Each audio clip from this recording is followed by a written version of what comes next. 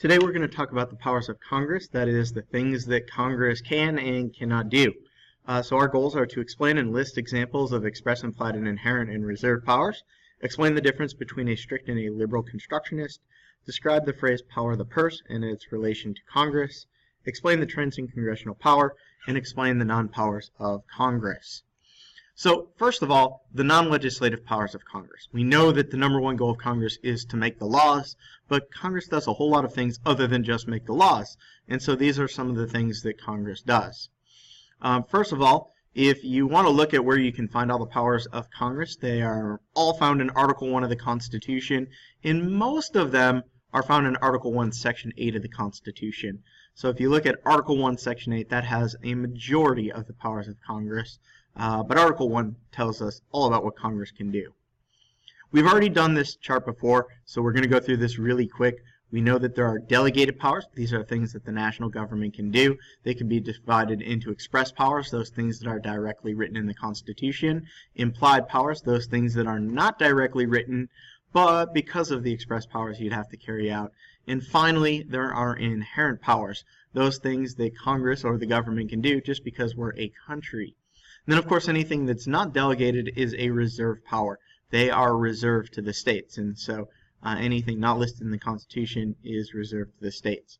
We know that there are concurrent laws, things that the national and state and local governments can do, and we know that there are denied powers, things that the national government or the state governments cannot do. So I've got a question for you. If you were a member of Congress, would you be a strict constructionist or a liberal constructionist? Explain your answer. And hopefully you read the homework last night so you know what that actually is. Alright, so strict constructionist. A strict constructionist is somebody who believes in the Constitution exactly how it's written. They believe in a literal translation of the Constitution. So they believe only in the express powers. They say Congress should not be able to do anything other than what is directly written in the Constitution. They would argue that the implied powers are not necessary and should only be used when absolutely necessary in order to carry out the implied powers. And so when it comes to the elastic clause or stretching powers, they would say that there shouldn't be any stretchiness. The national government should only do what is absolutely necessary to carry out the laws that are actually written down, the express laws. They believe that the national government should have as little power as possible.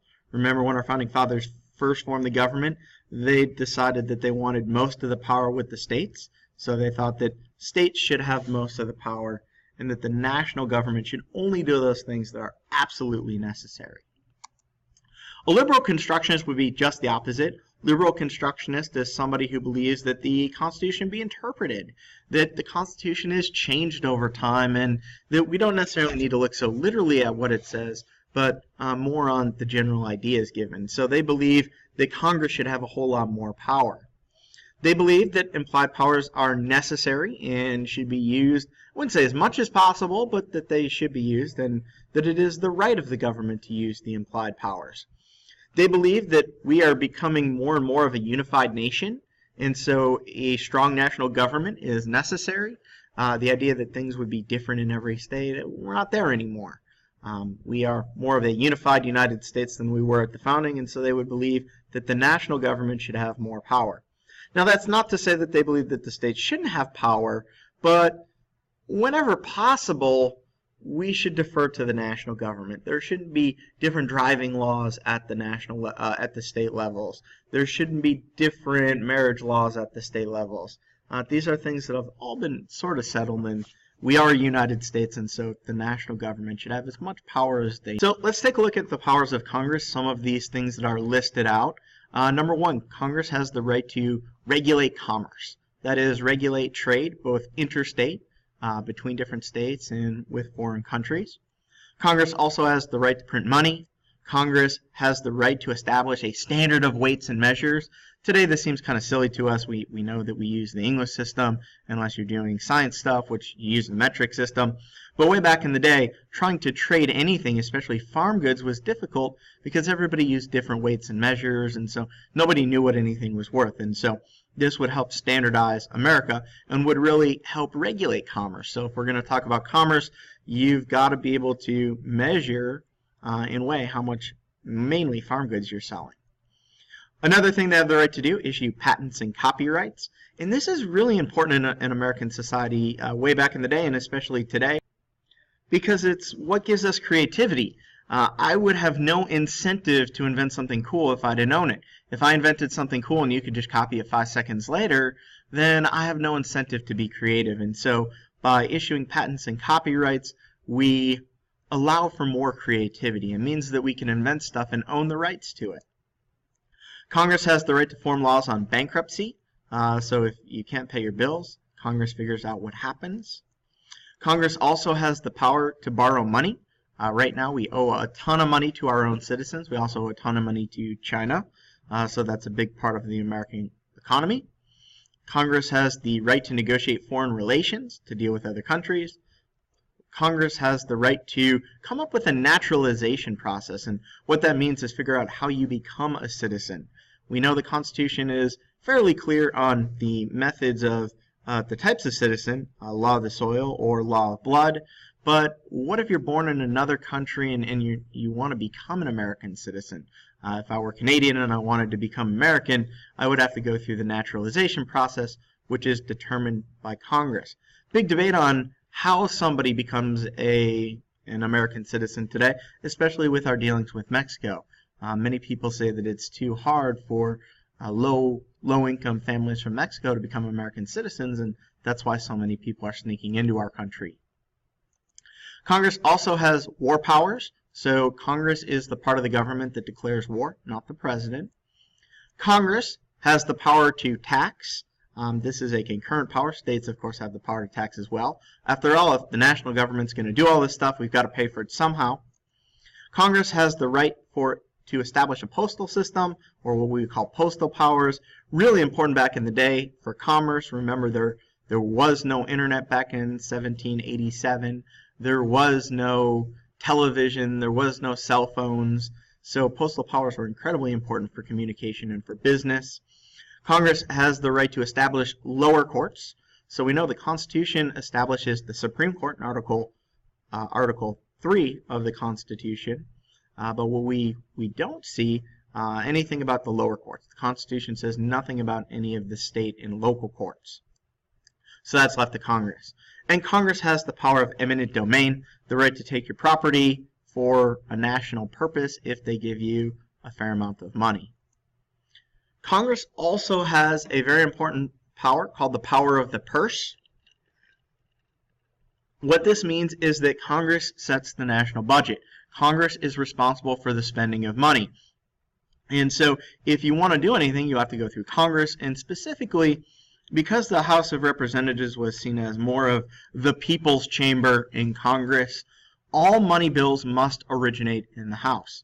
So anytime you're going to try to pass a law dealing with the budget, dealing with funding, it has to start in the House. Now that doesn't mean the Senate can't mark it up. Of course, the Senate gets to edit it too, but they have to begin in the House of Representatives.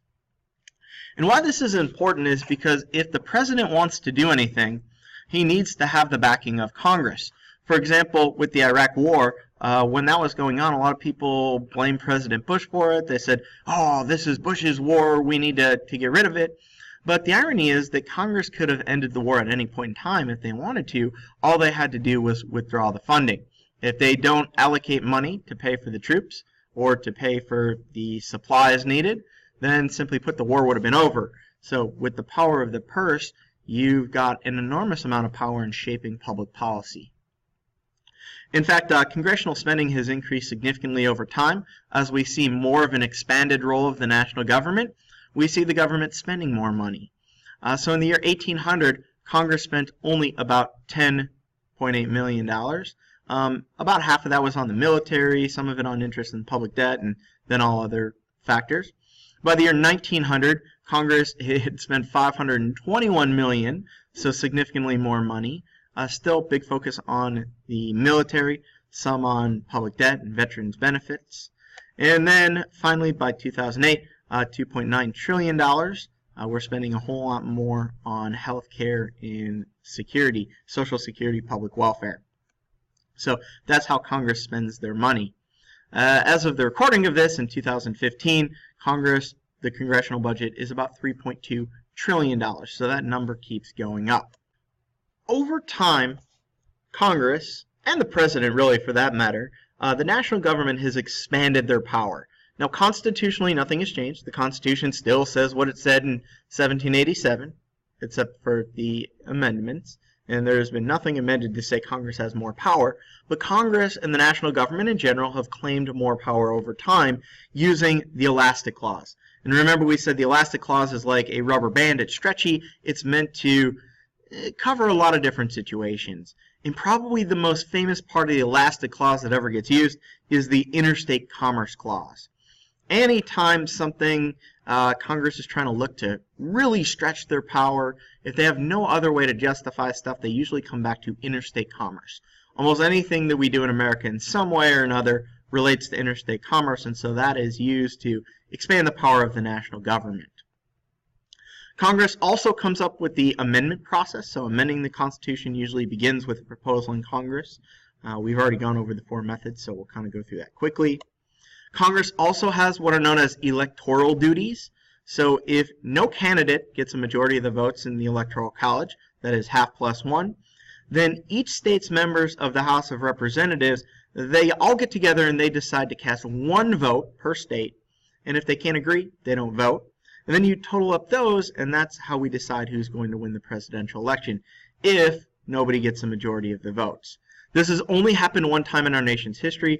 Thomas Jefferson and Aaron Burr in the year 1800 both had the same number of votes.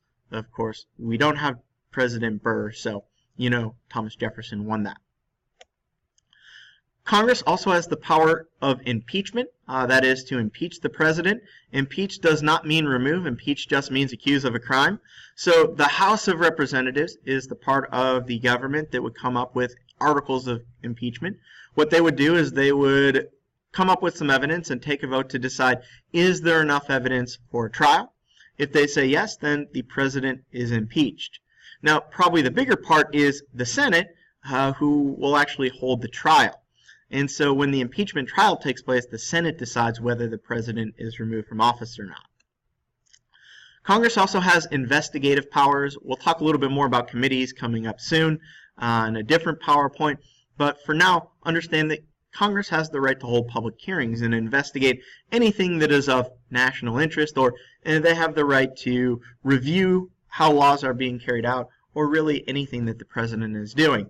So, for example, a few years ago, Congress thought it was worthy of their time to investigate steroids in Major League Baseball. Congress has also felt the need currently to investigate what the president is doing in Russia. So when we look at presidential dealings with Russia, Congress is investigating that as well. The Senate, so things that only the Senate can do, the Senate has the power to confirm treaties. So if the president reaches an agreement with a foreign government, the Senate has to approve that. The Senate also has to approve any presidential appointment, including cabinet members, Supreme Court justices, and ambassadors. Those are not the only things, but those are the main ones. So what we call these are checks and balances. So if you remember from our chart of checks and balances, we can see that there are some things the legislative can do, some the executive can do, some the judicial can do, and in each case they get to check up on or babysit each other. So the executive branch appoints judicial appointees, but they have to be approved by the Senate.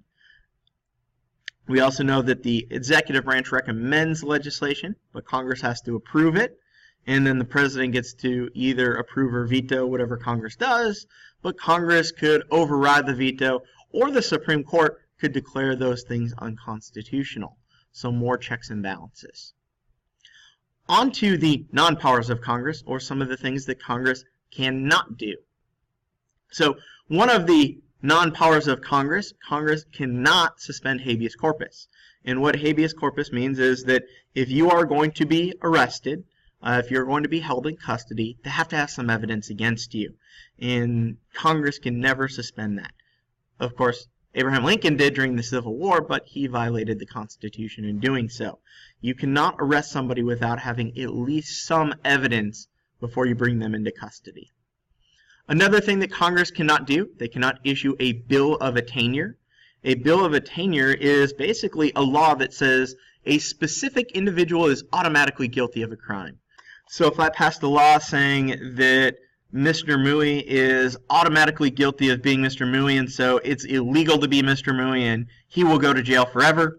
That is a bill of attainder. You cannot issue legislation proclaiming somebody guilty of a crime without actually having a trial. So when this used to be used way back in the day under the British system was for treason. They would issue bills of attainder for treasonous people and just arrest people for no reason. But you can't do that. You have to have a reason if you're going to arrest somebody. Congress cannot issue an ex post facto law. What ex post facto means is after the fact. Congress cannot pass a law next week that says something that you did this week is illegal. So, for example, if Congress passes a law saying it is illegal to wear a red shirt, that's okay unless it violates some other part of the Constitution, like the First Amendment, freedom of speech.